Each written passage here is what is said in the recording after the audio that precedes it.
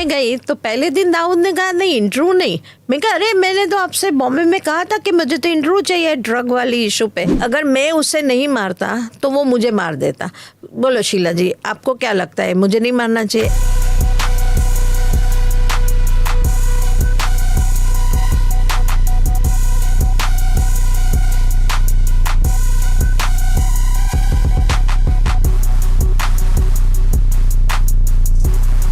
जब वो दुबई चला गया तब एक स्टोरी आई India Times of India front page पे बॉम्बे टाइम्स में कि Dawood is also found in drugs, smuggling of drugs in India.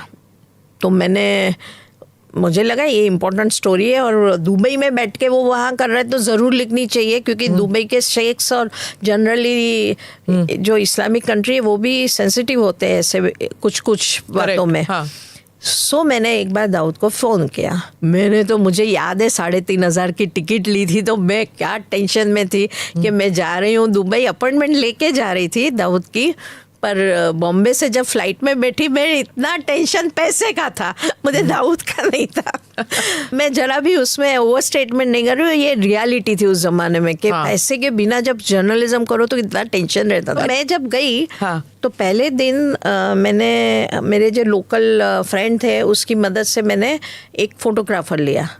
तो वो अरब ड्रेस वो लंबा पहन के आया और रियल लुक अरब और 6 फीट और अब उसकी एकदम फैंसीफुल ये कैनन आई थिंक कैमरा की बैग और दुबई उस जमाने में भी दुबई का मज़ा था एक। तो फिर हम दोनों ने टैक्सी में बैठे फोटोग्राफर और मैं, और मैंने पर्ल बिल्डिंग में अंदर गए। फिर पर्ल बिल्डिंग में मैंने वो मेरे ख्याल से 13 नहीं होता है ना, तो 12 या 14 कुछ दबाया।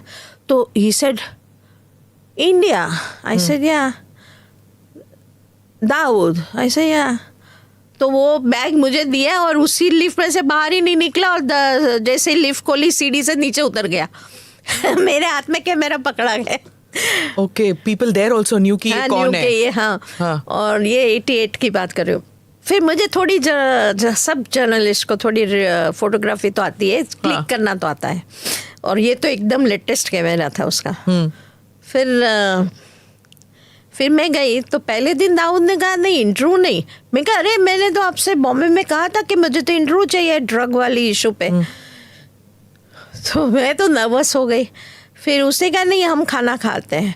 तो मैंने कहा चलो खाना के बाद दे देंगे, पर नहीं दिया। फिर मैं वापस मैं जहाँ रिलेटिव के साथ रह रही थी वहाँ गई। फिर दूसरे दिन वापस आई।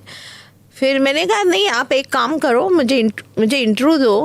और आप उस जमाने तो हमारे पास इतना सब गैजेट्स नहीं थे ना कि पुरावे क्या रखे, एविडेंस क्या रखे कि मैं कुछ गलत नहीं कर रही हूँ। एक इंडिया में हवाला ऑपरेटर था बहुत बड़ा जो दाऊद का ऑपरेटर था, वो वहाँ था। उसका नाम था अब्दुल्ला आई थिंक, अब्दुल्ला। तो उसको बिठाया। मैं कहा अच्छा अभी इसको बिठा के मुझे इंटरव्यू दे दो, मैं तो इंटरव्यू लेने आई हूँ। मैं घबरा रही थी कि मेरा 3 दिन बेकार जाएगा। तो फिर उसने तो भी ना कहा। फिर बातें बहुत करी उस दिन। तो क्या हुआ कि मेरी ऐसे डायरी थी तो उसने डायरी नज़दीक ली। फिर बोला कि देखो, तो उसने एक्सेप्ट किया था। मैं आपको सच कह रही हूँ, ये पुरावा नहीं रहा है, पर you have to believe my words that 3 murder जिसमें वो आलम से जिसमें मैं विटनेस थी वो भी बताया कैसे हुआ।